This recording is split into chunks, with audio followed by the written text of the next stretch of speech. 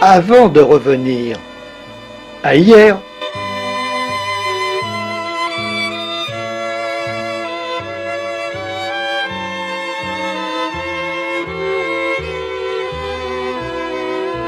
Voici Villeneuve vue du ciel.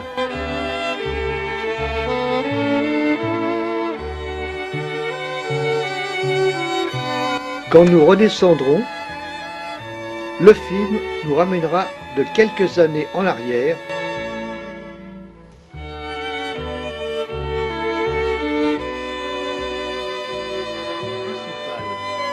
Faubourg Saint-Nicolas. Ce retour du passé, nous l'allons faire grâce à la magnifique collection de cartes postales de Monsieur Lave.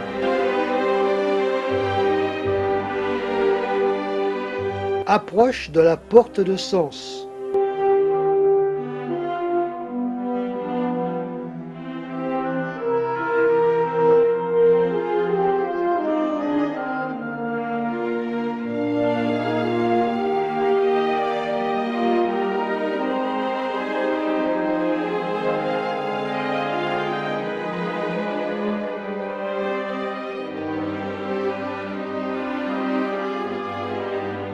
Trottoir très large et partout des pavés.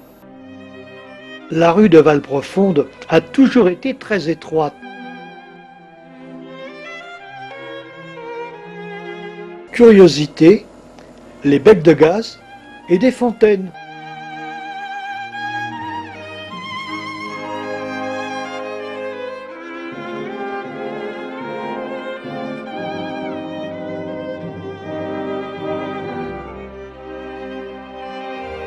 Nous poursuivons notre périple dans la rue Carnot.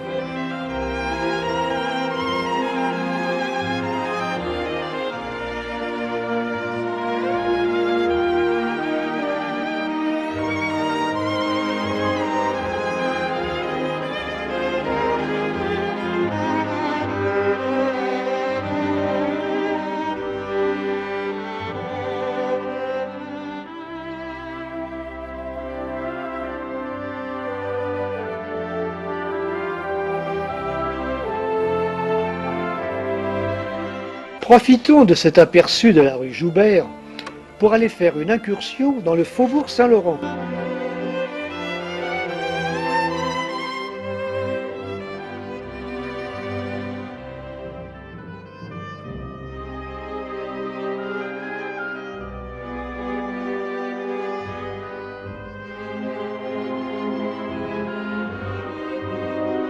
Point central, le parvis de l'église Notre-Dame.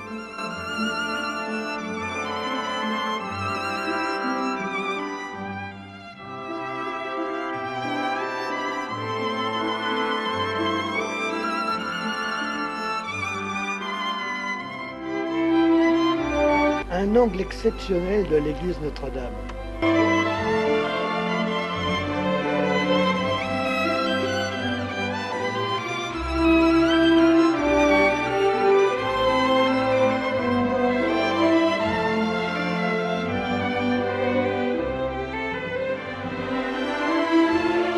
De la place Briard, cheminons place de la République.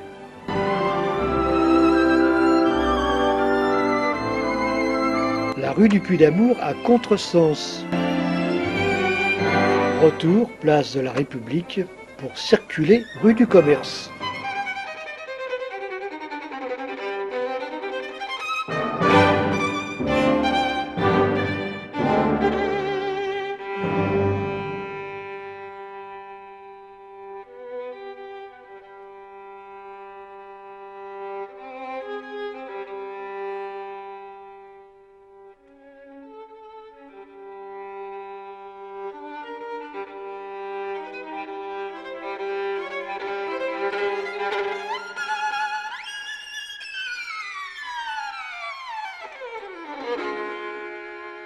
Jour de marché, on a attelé la carriole.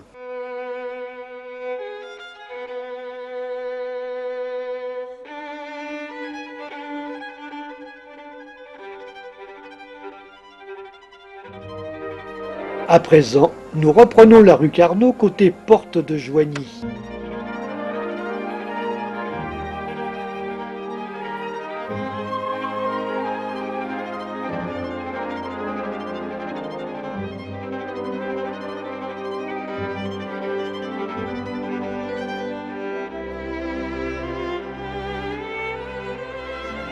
Voici l'omnibus qui desservait l'hôtel du Dauphin.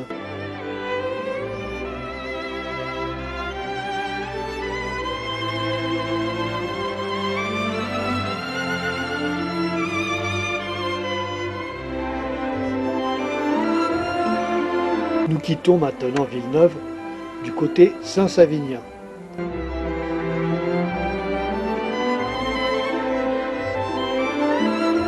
Pour terminer, n'oublions pas le tour de la ville par les promenades.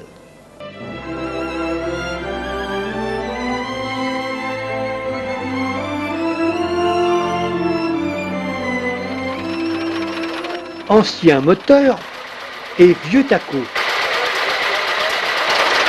Nous rendons hommage à Monsieur Pangrazi qui a filmé en 98 cette manifestation et nous le remercions de nous l'avoir transmise. Se déroule sous vos yeux le 80e anniversaire de la Libération sous la houlette de Monsieur Thierry Vollet et de la municipalité d'École.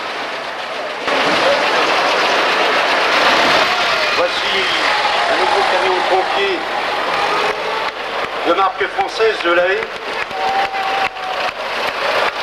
Et voilà voici le merveilleux taxi de la Marne, Renault. Nous voyons défiler ces taxis de la Marne qui emportèrent nos poilus sur le champ de bataille.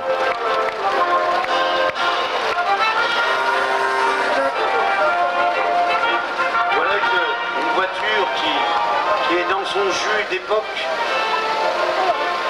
On vous la présentera mieux au retour.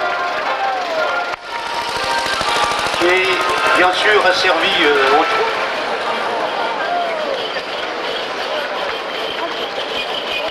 Et voilà un camion de tire-bouton avec un moteur V8, roue à bandage bien sûr, et blindé, qui est un porte-munitions. Derrière un camion américain, un FWD, qui est en motrice, un engin fabuleux. De nouveau un camion Renault.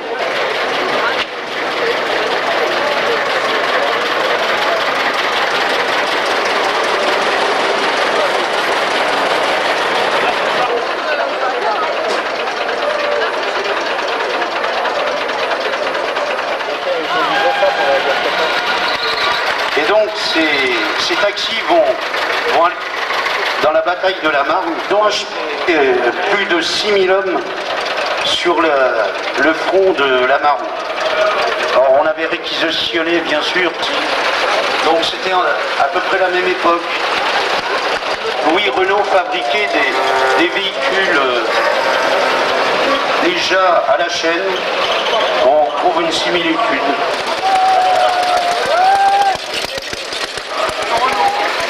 Voici une Renault de 1909. Elle est dans son état d'origine. Les compteurs et autres, c'est tout à fait sommaire, c'est-à-dire un ampèremètre, un voltmètre, et puis 2 boutons, puis ça suffit, puis ça fonctionne. Alors là, vous avez une magnifique ambulance Ford T qui a été restaurée, bien sûr. Que le taxi de la Marne, à peu près, mais sont de Dion, qui nous est présenté par Monsieur Pierron. C'est une voiture qui accompagnait des autocanons. C'est un FWT. Je peux dire l'équipage de ce char qui est vraiment c'est quelque chose d'extraordinaire. Et on remercie notre musée de la Victorie.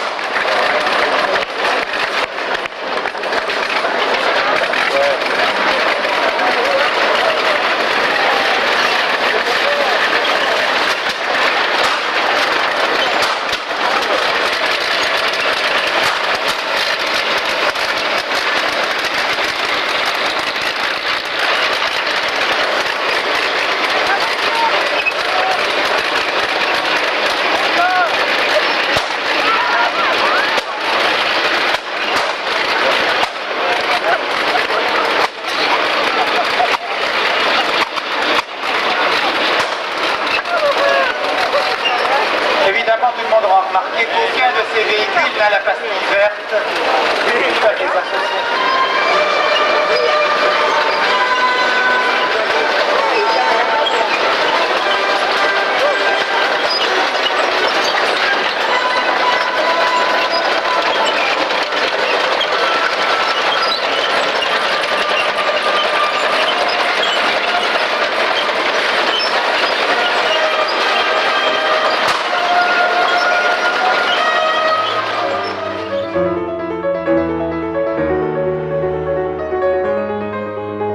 Nous abordons à présent, dans ces recherches de la circulation, les voies ferrées.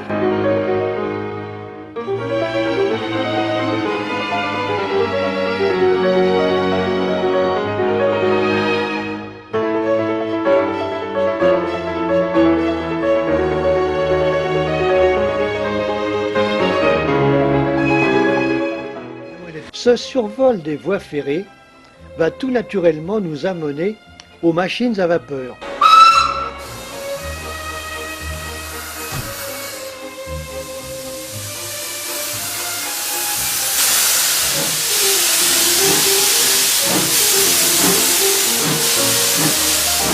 Oh, combien elles étaient nostalgiques, ces vieilles machines, couvertes de leur épaisse fumée.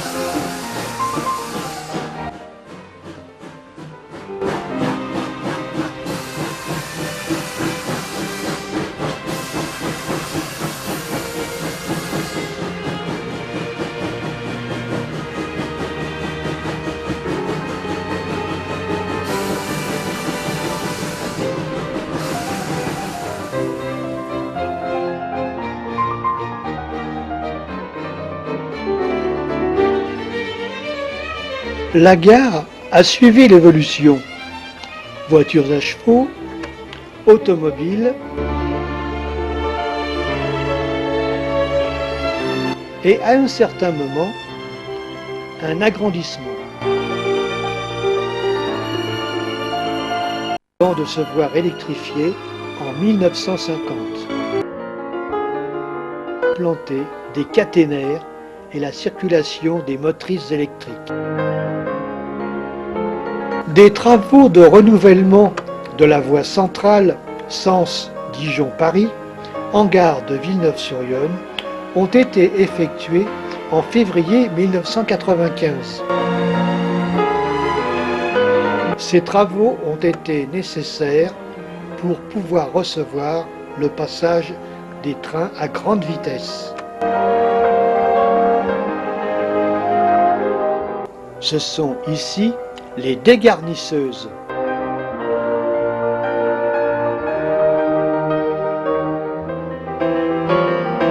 Merci, Monsieur Wilms, pour nous avoir transmis vos archives SNC.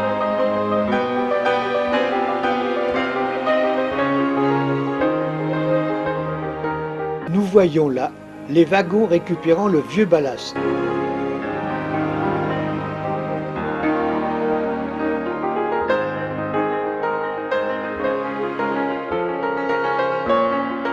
Ensuite, nous avons le train des Bourreuses.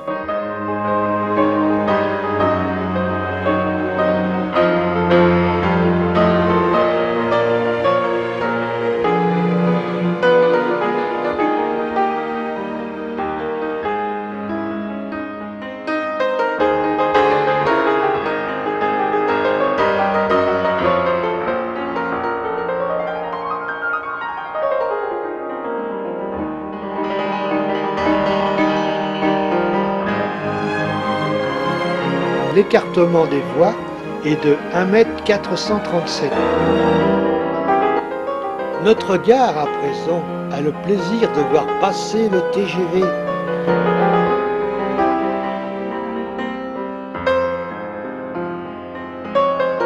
TGV qui s'est une fois arrêté dans la gare pour un voyage Lyon aller-retour.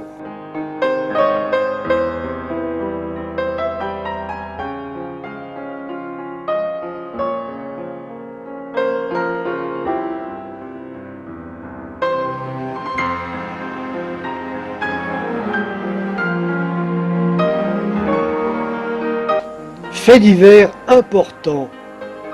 Saviez-vous que le 2 mars 1981, un train de marchandises a déraillé à Villeneuve?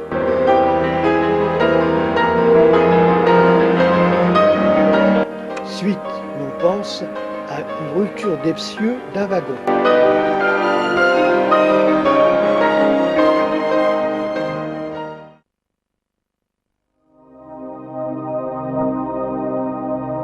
Cette nouvelle promenade aérienne va nous amener à voir les voies navigables.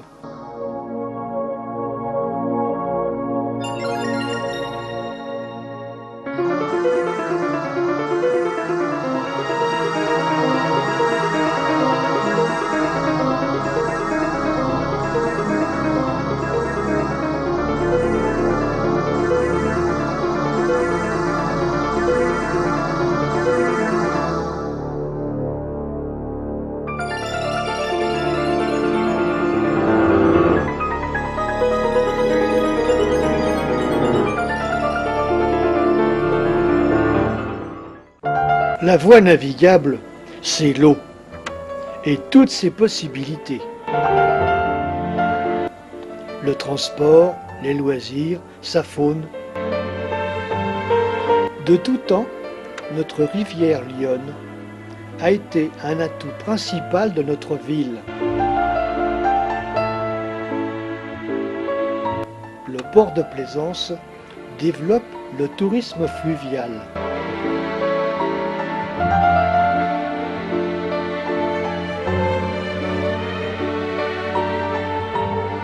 Lyon, c'est aussi sa faune. Les cygnes et bébés cygnes.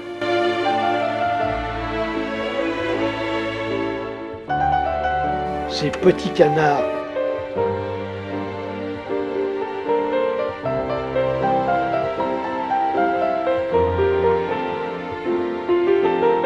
Les canards adultes nourris par les promeneurs.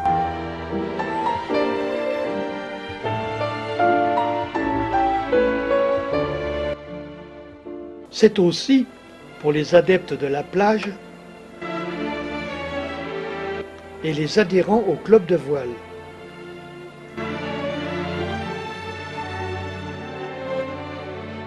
Mais très important, n'oublions pas les pêcheurs.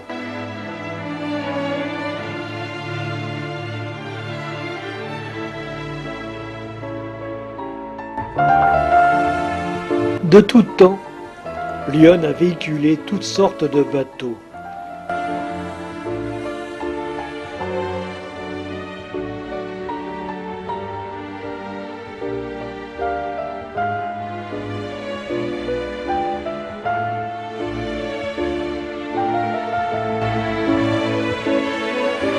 Mais reprenons nos voies de circulation et revoyons les bateaux d'antan.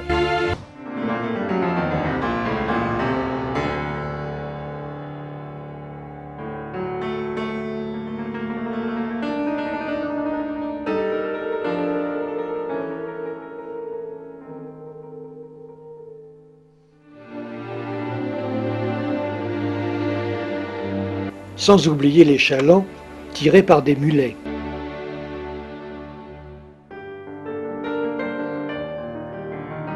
Des bateaux de commerce et toutes sortes de péniches. Les anciens se souviennent du bateau lavoir, ancré dans l'île d'Amour.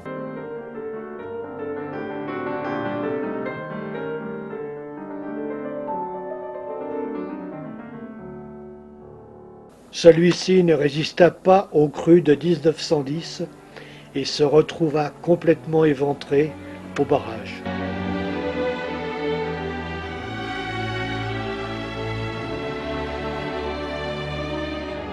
Ah, 1910, l'année des crues records.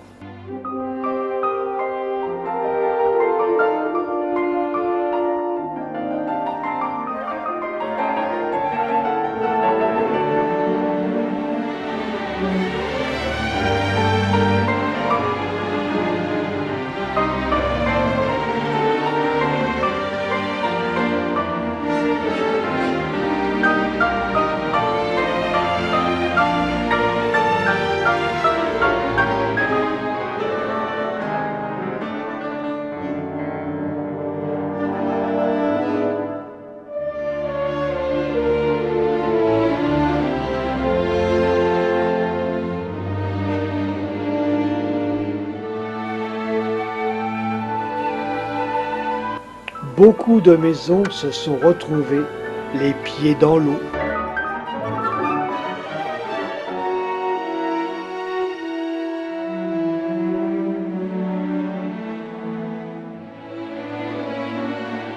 La rue des Vignes et le quai Bretoche.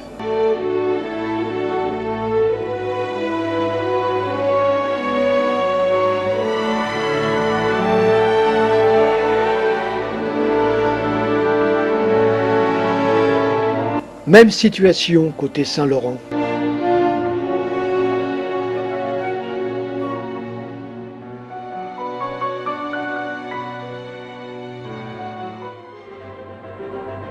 Nous reprenons l'air pour un survol de la Nationale 6, dont nous allons vous parler.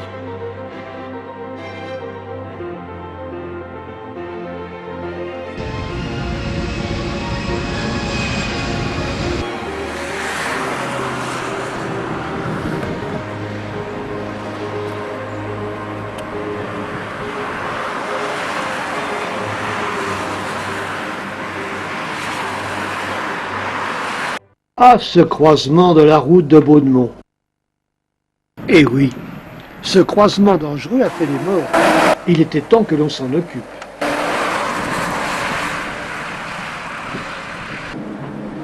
Il faut donc la dévier pour pouvoir la creuser.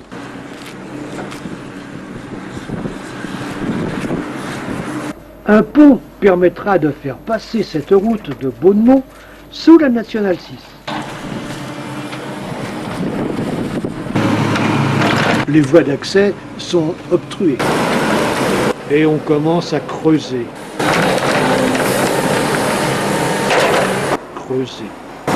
Entre la déviation et les travaux, un muret de sécurité a été mis en place. C'est par une pente douce qu'il faut rejoindre la base du pont et la route d'accès actuelle.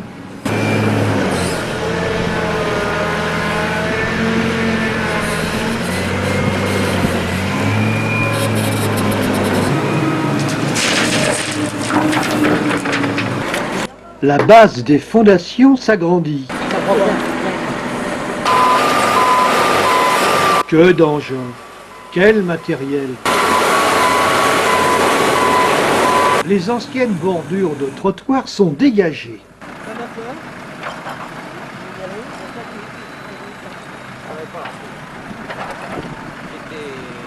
Tous les ingrédients sont présents pour travailler.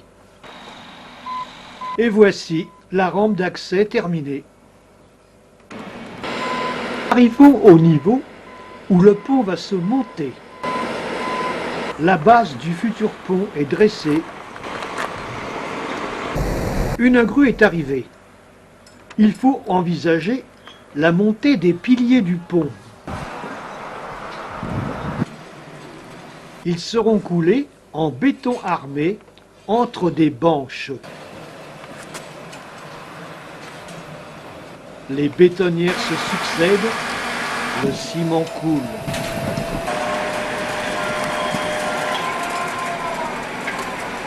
Le béton sera coulé entre les banches et vibré dans l'armage enfouie. Après plusieurs jours de séchage, les banches retirées, on découvre les piliers armés qui supporteront le tablier du pont. La distance entre les piliers, 17 mètres. Pour supporter le futur tablier, un nombre important d'étais d'échafaudage vont s'aligner entre les deux murs de béton. Un important dépôt de fer va renforcer l'armage de l'ouvrage. On avance à grands pas. Les choses se compliquent. Et c'est avec une cintreuse que les barres de fer sont rabattues sur le tablier.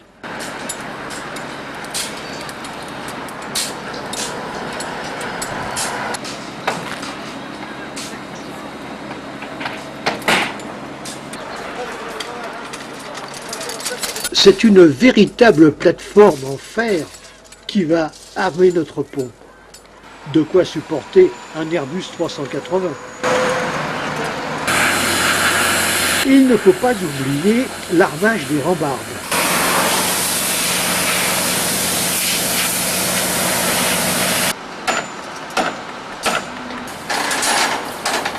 Encore un petit coup de ferraille pour finir.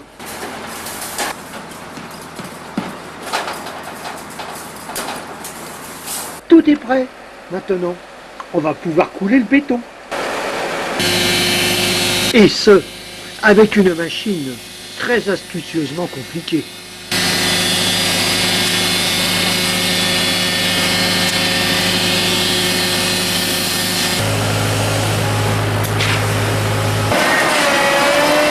Et du béton, il en a fallu.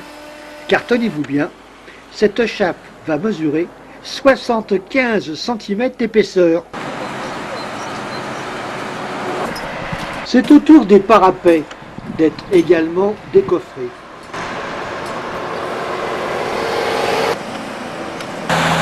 On dégage les étais et notre pont prend tout son intérêt.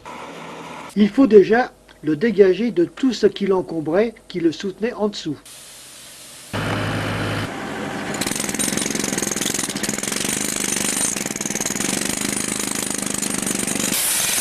Une semelle en béton est raccordée au tablier du pont. Il faut maintenant reprendre la Nationale 6, l'aménager et la raccorder à l'ouvrage. Après décapage, on procède à un remblai avec ce que l'on appelle du touvenant.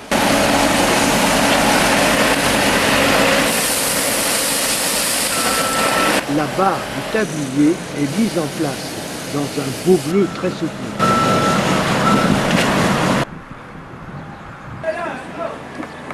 Sous le pont, la chaussée est recreusée. Après un premier goudronnage,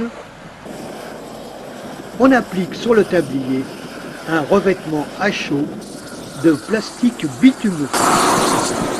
Il faut maintenant envisager la réalisation de trottoirs au pied des parapets. En dessous, on aménage une rampe inclinée qui rejoint la base du mur et la chaussée.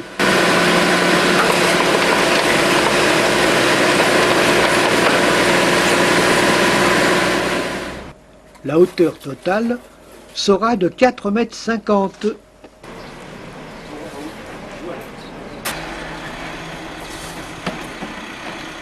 Ce plan incliné sera habillé de galets ronds.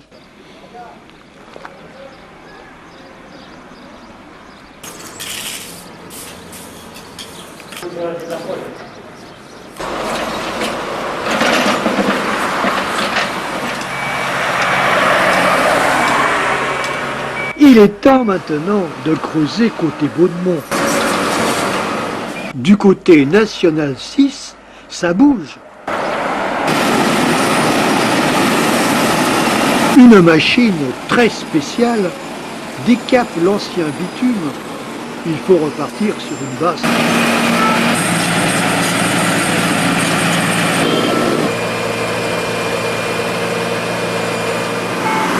Et c'est parti pour la finale. D'abord, un goudronnage comme support. Un dépôt revêtement bitumeux. Le rouleau compresseur va égaliser le tout. C'est ce que l'on appelle un billard. Encore un nouvel engin. Celui-là dévore du ciment blanc. Il est accompagné d'une bétonnière. Avec une vis sans fin, le ciment remonte dans la machine et, incroyable, cet engin dépose derrière lui un muret qui prolonge le parapet de chaque côté du pont en redescendant en pente douce. La route va s'ouvrir. On procède au tracé matériel. Ça y est, la route nationale 6 a repris du service.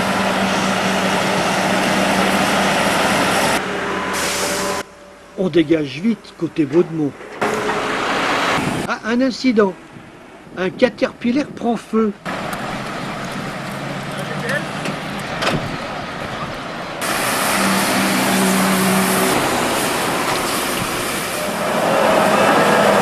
Il faut vite déblayer l'ancienne déviation.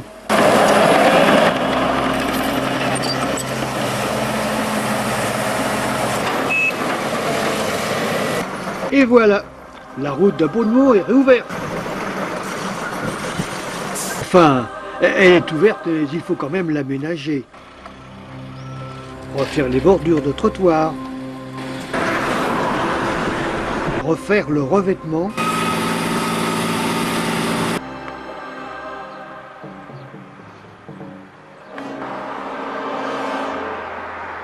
Et réinstaller les normes de signalisation. Merci encore, Monsieur Pangrazi, de nous avoir fourni ces images qui représentent un événement important sur nos voies de circulation.